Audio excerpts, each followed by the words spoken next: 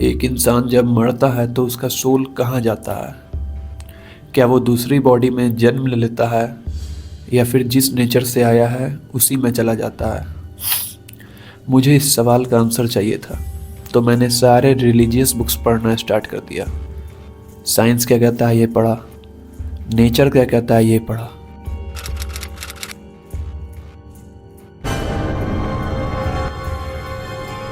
Religious books में मैंने Hinduism, Buddhism, Jainism, Sikhism, Christianity, Islam और जुडिज्म, इन सारे रिलीजियस बुक्स में मैंने लाइफ आफ्टर डेथ के बारे में पढ़ा कि मरने के बाद एग्जैक्टली होता क्या है।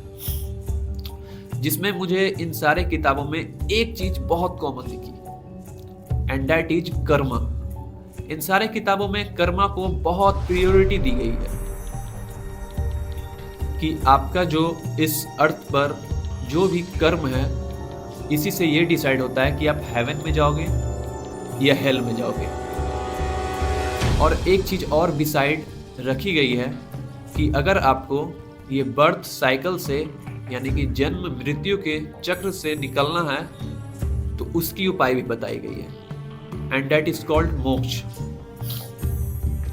मैंने इन सारे किताबों को पढ़ा तो मुझे सेटिस्फाई नहीं हुआ, तो मैं फिर साइंस की तरफ बढ़ा कि साइंस क्या कहता है।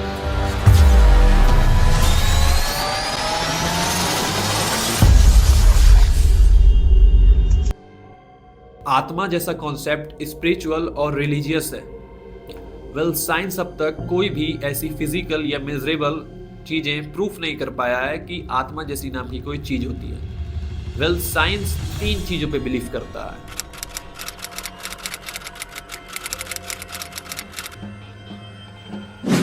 पहला, हार्ट बीट बंद होने लगती है जिससे खून रुकता है, और दूसरा, ब्रेन ऑक्सीजन से वंचित हो जाता है और न्यूरॉन्स को मारने लगता है, और तीसरा, ब्रेन सिग्नल देना बंद कर देती है जिससे आपको लगेगा कि आप सपना देख रहे हैं। अगर आपको इसका प्रूफ चाहिए तो आप कंप्यूटर पे EEG एक स्ट्रेट लाइन दिखाती है, ये इसका सबसे बड़ा प्रूफ है कि इसके माइंड या ब्रेन में कोई भी एक्टिविटी रन नहीं कर रही है, जिसमें ब्रेन ऑक्सीजन लूज करता है और टेम्पोरल लोब और विजुअल कॉर्टेक्स जो सपने और रोशनी से रिलेटेड है वो एक्टिवेट हो जाते हैं। ये बात 2001 में the Lancet journal medical research paper में बताया गया, जिससे लोगों को लाइट टर्नल आत्मा ऊपर जा रही है ऐसा फील होता है। वेल, ये सब सारी चीजें हमारी ब्रेन के अंदर चल रही होती है, बाहर कुछ नहीं। वेल, साइंस ये कहता है कि हमारे बॉडी के सेल और टिश्यू बैक्टीरिया और इन्वायरमेंट के द्वारा तोड़ दिए जाते हैं और हम सब मिट्टी में मिल जाते हैं और नए जीवन के लिए न्यूट्रिएंट्स बनते हैं।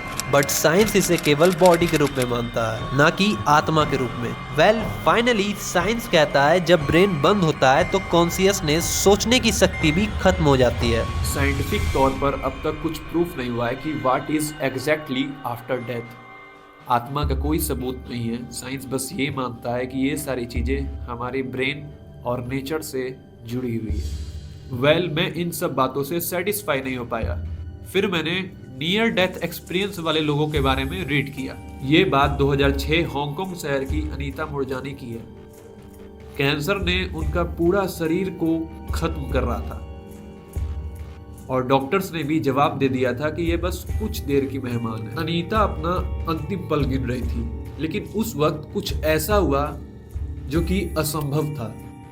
अनीता के कहने के मुताबिक उसका ये कहना था कि वो अपने शरीर को छोड़ चुकी और वो अपने ही बॉडी के शरीर के ऊपर तैर रही थी, डॉक्टर्स को देख रही थी और उनके वर्ड्स सुन रही थी, पर वो जरा सा भी पेन महसूस नहीं कर रही थी। और उसने अपने फादर को भी देखा जो कि सालों पहले मर चुके थे। और तब उसे अचानक से एक रोशनी दिखाई देती है, इतनी तेज, इतनी शांत कि उसने कहा, ये अब तक का मेरा सबसे सुंदर महसूस करने वाला जगह है। फिर एकदम अचानक से 1 सेकंड में सब बदल गया। डॉक्टर भी शॉक्ड हो गए और वो औरत जिसे कुछ घंटे ही बचना था वो फिर से सांस लेने लगी। पर डॉक्टर्स हैरान रह गए कि अनीता ने जो कहा वो इम्पॉसिबल था, लेकिन फिर भी अनीता ने कहा कि मेरी फिजिकल बॉडी वहीं पड़ी है। और फिर एक पॉइंट ऐसा आया जहां मुझे ये चॉइस मिली कि क्या मैं जीवन में वापस जाऊं या उस पार ही रहूं, मृत्यु की दिशा में आगे बढ़ूं।